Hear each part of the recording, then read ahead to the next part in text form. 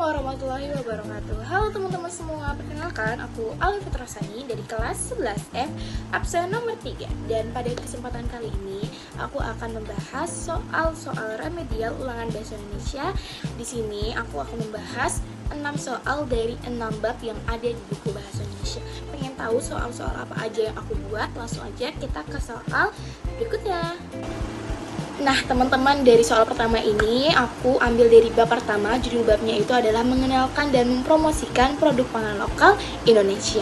Dan soal ini aku ambil dari halaman 12 bab 1. Dan materi atau soal ini adalah soal pilihan ganda biasa. Dan soalnya adalah, menurut Kamus Besar Bahasa Indonesia, opini mempunyai 3 pengertian, yaitu A. Faktor pengertian pendapat, B. Pendapat, pikiran, dan pendirian, C. Pemikiran, paragraf, perkiraan, D. Peristiwa, kejadian, kenyataan, dan E. Gagasan, pikiran, dan perkiraan.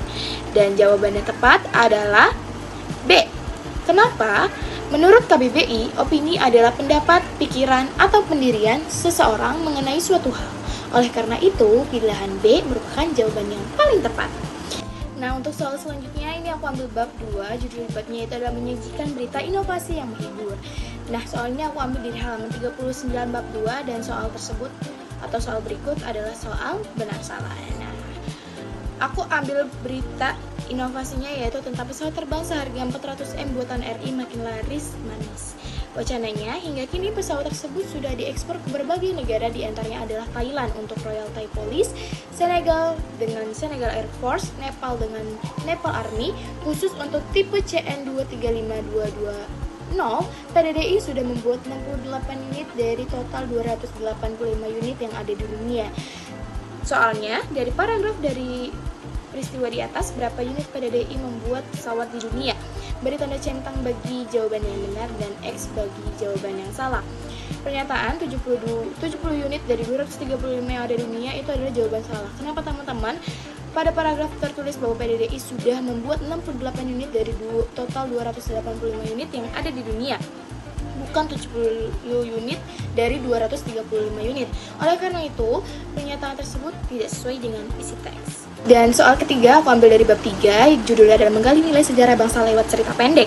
Dan aku ambil soal ini dari halaman 67 bab 3, dan contoh soal ini adalah pilihan ganda kompleks. Wacananya yaitu tukang cukur. Pada masa konflik politik pada tahun 1948, seorang tukang cukur tetap bekerja seperti biasa di daerah Kudus. Ia sering menyesuaikan sikap dan pembicaraannya dengan orang yang datang ke tempat cukurnya agar tetap aman. Keadaan yang tidak menentu membuatnya harus berhati-hati dalam bertindak dan berbicara. Dari wacana di atas, watak dari tokoh tersebut adalah kita harus memilih 2 jawaban yang benar teman-teman. A itu ada berhati-hati, B pemarah, C mudah menyesuaikan diri, D ceroboh, E pemaaf. Jawabannya adalah A dan C. Kenapa? A.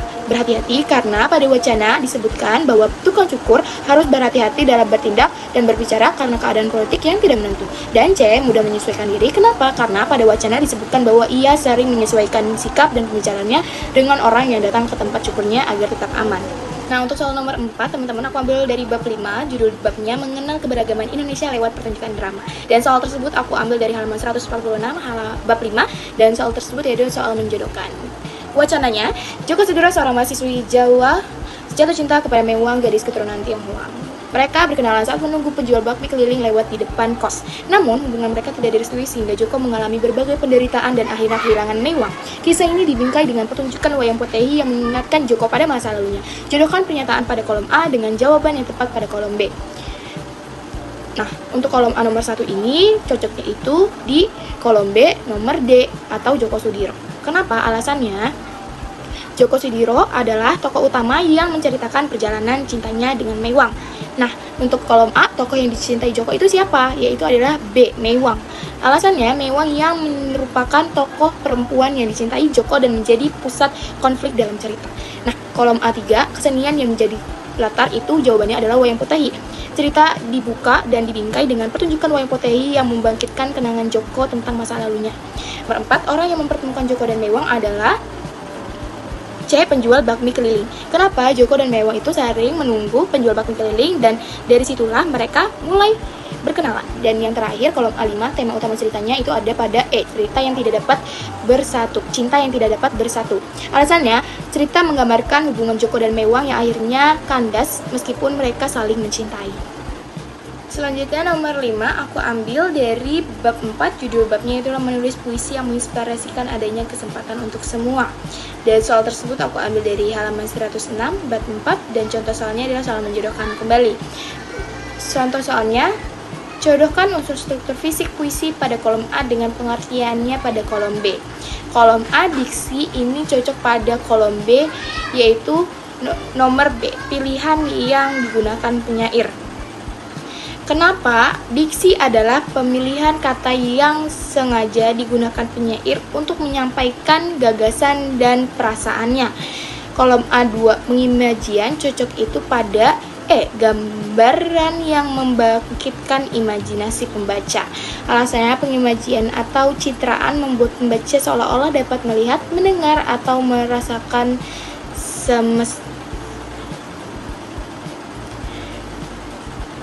Nah, kolom A nomor 2 pengimajian cocoknya itu kolom B, E, gambaran yang membangkitkan imajinasi pembaca. Kenapa? Pengimajian atau citraan membuat pembaca seolah-olah dapat melihat, mendengar, atau merasakan sesuatu dalam puisi. Kolom A nomor 3, kata konkret cocoknya itu pada kolom B. Nomor C, kata yang dapat ditangkap oleh panca indera. Alasannya, kenapa? Kata konkret adalah kata yang menunjukkan benda atau keadaan yang dapat dibayangkan secara nyata, misalnya kayak api, abu, awan, dan hujan. Kolom 4, majas, cocok pada kolom B. D, penggunaan bahasa kias untuk memperindah puisi. Alasannya, majas digunakan penyair untuk memberikan efek keindahan dan makna yang lebih mendalam. Nah, kolom A nomor 5, tipografi ini cocoknya pada kolom B nomor A, susunan baris dan bait dalam puisi. Alasannya kenapa? Karena tipografi merupakan bentuk atau tata letak puisi yang terlihat secara visual pada halaman. Nah, ini soal terakhir teman-teman, soal nomor 6, aku ambil dari bab 6. Bab 6-nya judulnya adalah berperan dalam konservasi alam Indonesia lewat karya ilmiah. Dan soal ini aku ambil dari halaman 181, dan contoh soalnya itu adalah pilihan ganda kompleks. Soalnya, penelitian dilakukan di hutan tepi Sungai Manamang, Kalimantan Timur. Hasil penelitian menunjukkan bahwa vegetasi berfungsi sebagai sumber pakan dan tempat bersarang bagi orang utan. Nah, kita harus memilih jawaban yang benar, itu lebih dari satu jawaban teman-teman. Berdasarkan wawancara tersebut, pernyataan yang sesuai adalah A, penelitian dilakukan di Kalimantan Timur. B, vegetasi menjadi sumber pakan orang utan. C, penelitian membahas badak Jawa. D, vegetasi menjadi tempat bersarang orang utan. E, penelitian dilakukan di Sumatera. Nah, jawaban yang tepat itu ada di nomor A, B, dan D. Kenapa A benar? Karena pada wacana disebutkan penelitian dilakukan di Kalimantan Timur. B, kenapa benar? Karena vegetasi berfungsi sebagai sumber pakan bagi orang utan. C, salah. Kenapa? Karena penelitian membahas orang utan, bukan badak Jawa. D, benar. Kenapa? Karena vegetasi juga berfungsi sebagai tempat bersarang orang utan. Dan E, salah. Kenapa? Karena lokasi penelitian itu berada di Kalimantan Timur, bukan di Sumatera. Itulah pembahasan soal remedial bahasa Indonesia dari saya. Kurang lebihnya mohon maaf teman-teman. Wassalamualaikum warahmatullahi wabarakatuh. Dadah.